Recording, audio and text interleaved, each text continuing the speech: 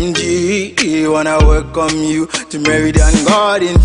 Fine dining, I got a snack bar and a nice view by the seaside. Fine dining, I got a snack bar and a nice view by the seaside. MG, wanna welcome you to Meridian Gardens. MG, man, I come through to Meridian Gardens. Fine dining, I got a snack bar and a nice view by the seaside.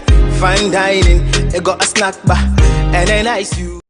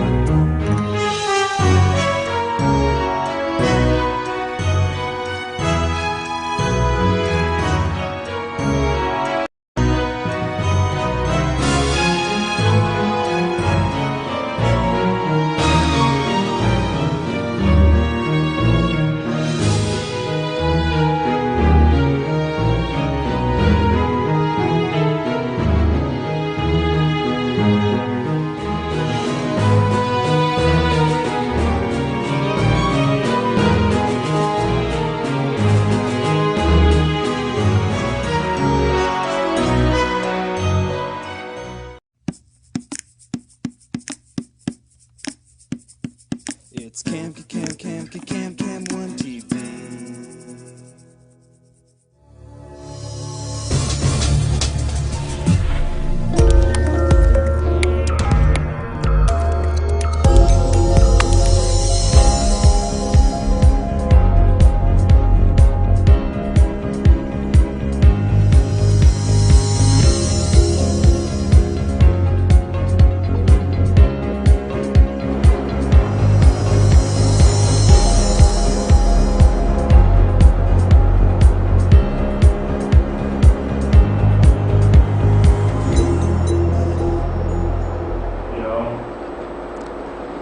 Kamasesh Limbe Tiko chapter brace of activities ahead of the Press Freedom Day celebration on May 3rd.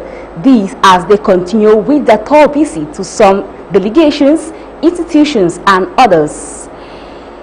The first convention of the first high and technical commercial school Moyoka have taken place at the Trinity Hotel Limbe. Cameroonians and other well-wishers paid the last tribute to Christian Cardinal Tumi as his late to rest. Those were our top stories.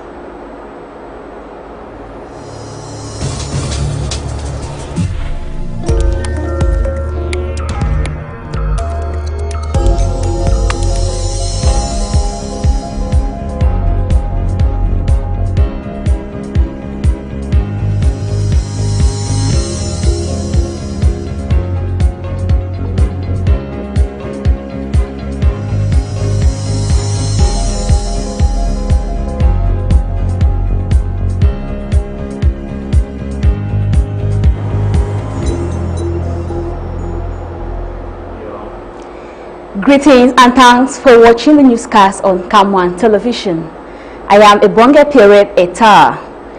The Cameroon Association of English-Speaking Journalists, Kamasesh Limbe Tiko chapter, have raised up activities ahead of the Press Freedom Day celebration this May 3rd, 2021. They have continued with their tour visit to some delegations, institutions and others in a bid to create a mutual relationship between this institution. Let's get the report. Bureau members of the Cameroon Association of English-Speaking Journalists, Kamasesh Limbe Tiko chapter, have continued with their tour visit today in the town of Friendship. The tour, which constituted some executive members, began at 10 a.m. at the Parliamentarian Office, Fako East constituency. Self-introduction was one of the items carried out by the newly elected executive members. headed by the president of the association, Kuma Honore. The Honorable Ekomi Gladys Ikome welcomed the pressmen while urging them to continue with their activities. As part of the tour visit, project and budget proposal for the upcoming Press Freedom Days celebrated every May 3rd was deliberated on with assurance of support from the parliamentarian. The Honorable promised to assist the vision based on the project highlighted, amongst which included a 4-day workshop to sensitize pressmen and women on reporting in the midst of COVID and crisis, sharing of face masks to market men and women, and more. At the press print down beach, the members were equally welcomed by the General Manager, Ms. Antokon Harry, while appreciating the efforts of the association and promising support financially, materially, and morally. A stop was equally made at the Limbe City Council and the naval base, whereby same exercise was conducted by the chapter members. While presenting the project at hand in line with the Press Freedom Day celebration this May. Being successful at the end, the president of the Cam1 Limbe chapter expressed his satisfaction while hoping that other institutions, organizations and other enterprises will open the doors in order to create a win-win relationship. The first convention of the first Technical and Commercial High School Muyoka took place at the Trinity Hotel, Limbe. Let's get the report. Ex-students of the First Technical and Commercial High School Fetekor, Muyoka, over the weekend held their first ever convention at the Trinity Hotel Limbe under the theme Reunion, Reviving and Expanding Capacity Building of our alma mater to attainment of a sustainable development goal. The event started with the arrival of ex-students on Friday, April 16, 2021. Meanwhile, on Saturday, April 17, was the day 2 of the convention with the aim of building common goal, as Mr. David James, ex-student of the 1979 batch, has this to say. Ex-students, since we are all technicians and we are the live wire of the nation, we need to build the younger generation, building Cameroon at large. So I have a lot of projects that during our convention I have to tender. First, we have to look at how we have to build up the capacity of young Cameroonians, because an emergency country like you have China and the rest is the technicians who are to build it. That's my first priority. And then the well-being of the younger generation, to make them understand that technicians are the live wire of the nation. Everybody should be mechanized, that will work hand in hand. We should not just sit and wait and think we will have it easy. That's my vision. Meanwhile, Mr. Njike Tabi, coordinator, also talked on how to come up with a consultation and how to deliberate on the way forward of the institution. Yes, I'm Mr. Njike Tabi, the coordinator general of this event based in Douala. I'm a first ex-student, the 85 batch. Actually, it's something that we have been looking forward. So, as we are going in now to our second phase of our deliberation, we'll try to see on our constitution and to see the way forward on our alma matters, which is the most important. It should be noted that in the course of the convention, some members were awarded and appreciated for their efforts, as a brief biography of the founder and proprietor of FACE, Mr. Fabian Ebutane Sone, was read out, and the symbolic gift handed over to Mr. Tabe Martin.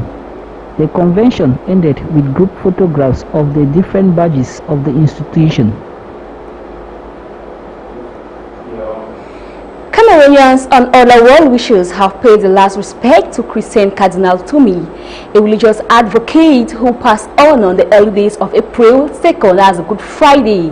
A good number of persons were present at the St. Peter and Paul Cathedral in Douala to bid farewell to the Cardinal. Let's get the details.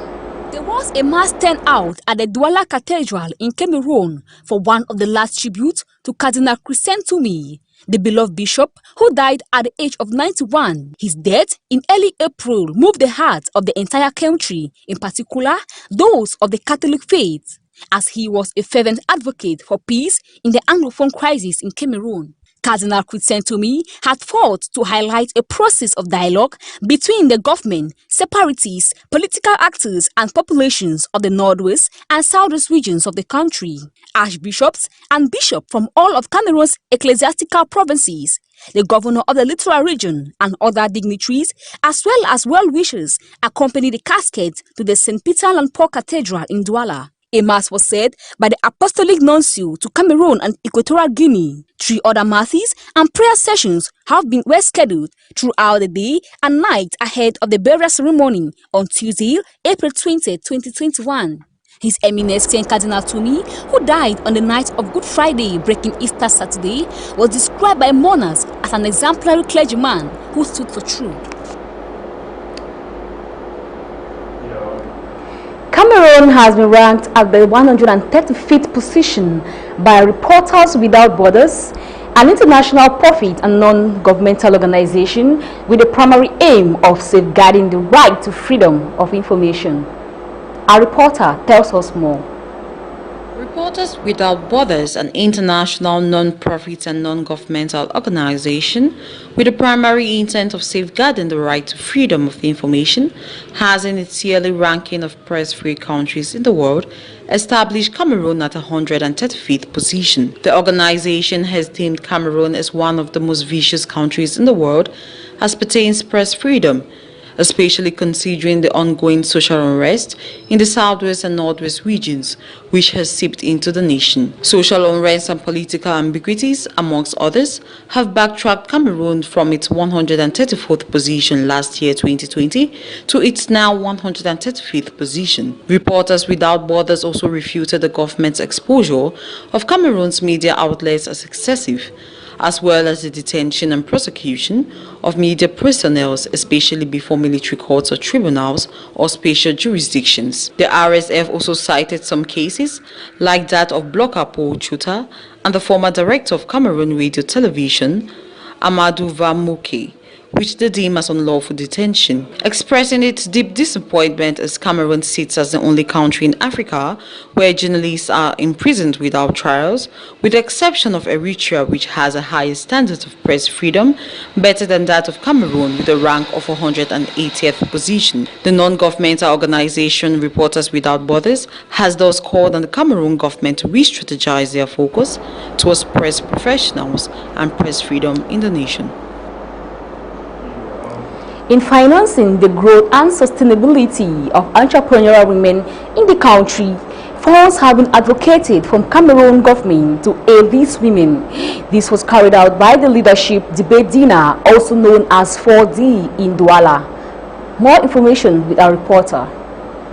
Funds have been advocated from Cameroon's government by entrepreneurial women in the country to aid their financial growth and sustainability. The leadership debate dinner, Dîner Débat des Dirigeantes, also known as 4D, held in Douala on Saturday, formulated 5 points, of which an exchange on the creation of an investment fund. The fund should be run by women and for women in order to develop female entrepreneurship, a debate on the advantages and disadvantages of the implementation within the framework of the law, and feminization of management positions. They had those topics to deliberate on. The Women Entrepreneurs debate constituted of a melange of entrepreneurial women as well as women from distinguished women entrepreneurial groups in Cameroon, citing Senegal as an example of an African country with support from its government and the Dutch Bank to its female entrepreneurs who are now flourishing.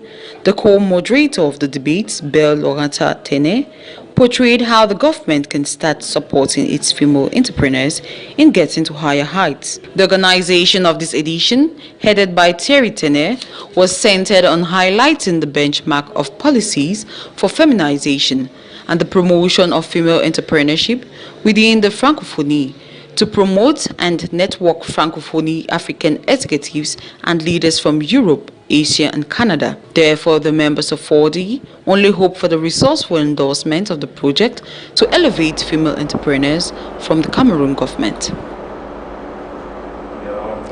And in the bid to fight against COVID-19 pandemic, the Food and Drug Administration (FDA) and the Center for Disease Control (CDC) have approved the Volara Air and Surface Pro, an active pure technology created by NASA, which kills 99.99% of pathogens. Details with our reporter.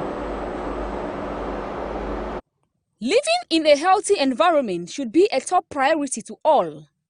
With the coming of the COVID-19 pandemic, a virus which has brought destruction, death and other ills in the world, the society is today left in a dismayed situation, with many looking forward in protecting and preserving their lives.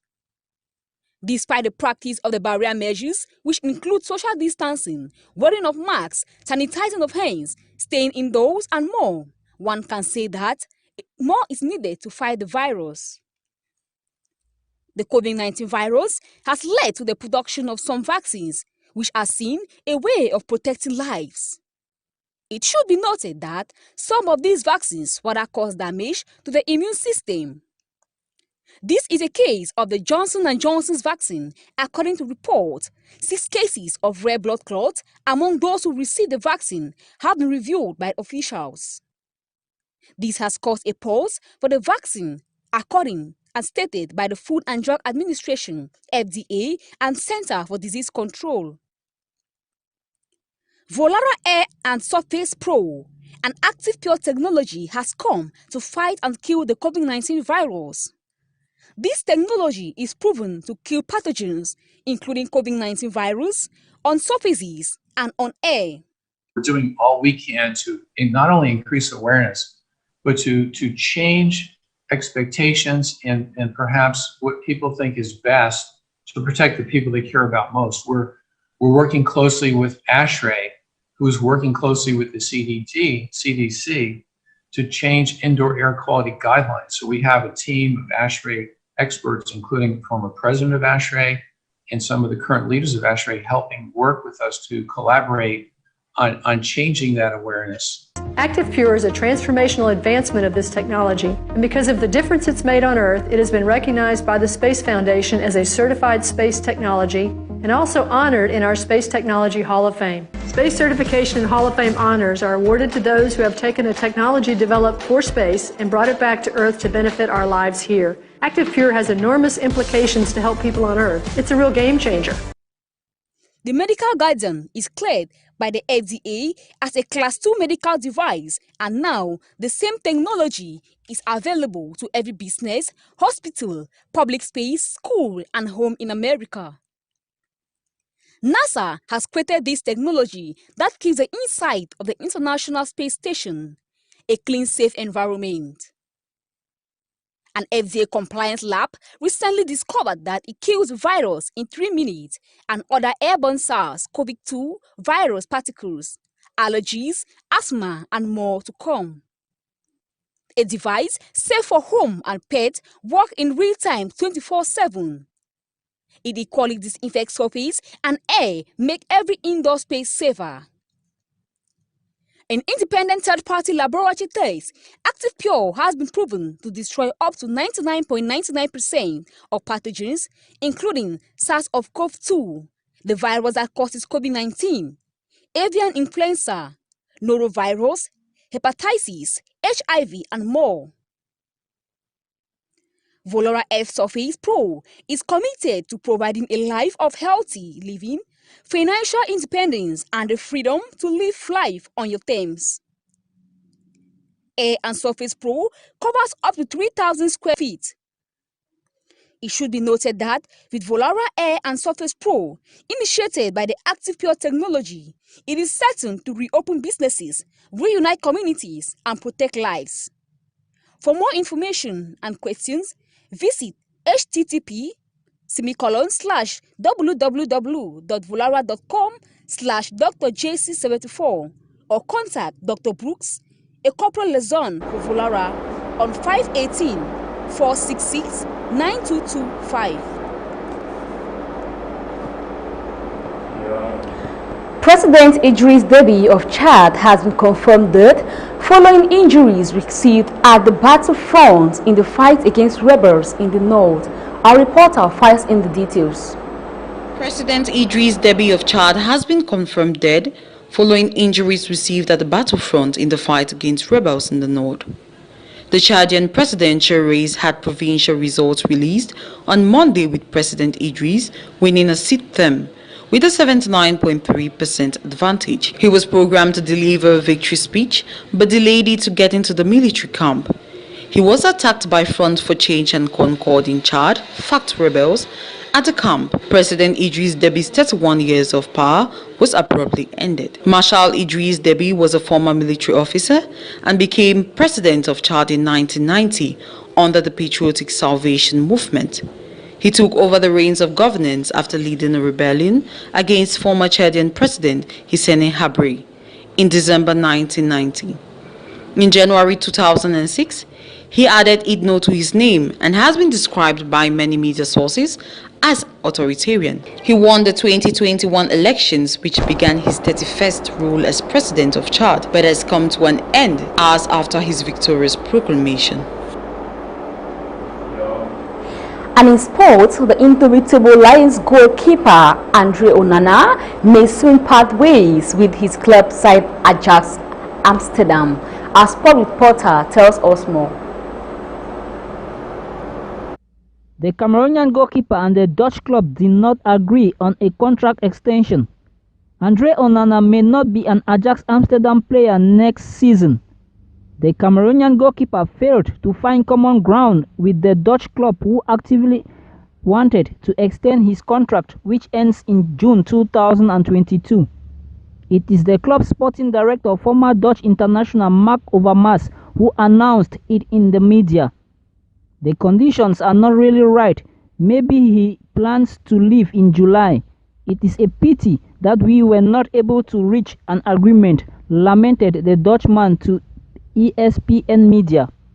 This agreement therefore paves the way for an imminent departure of the player trained at the La Masia, the training center of FC Barcelona, this summer, because if the quadruple European club champions does not want to see his player go free in June 2022, he will either have to find a more satisfactory agreement with him or else sell him during the next summer transfer window.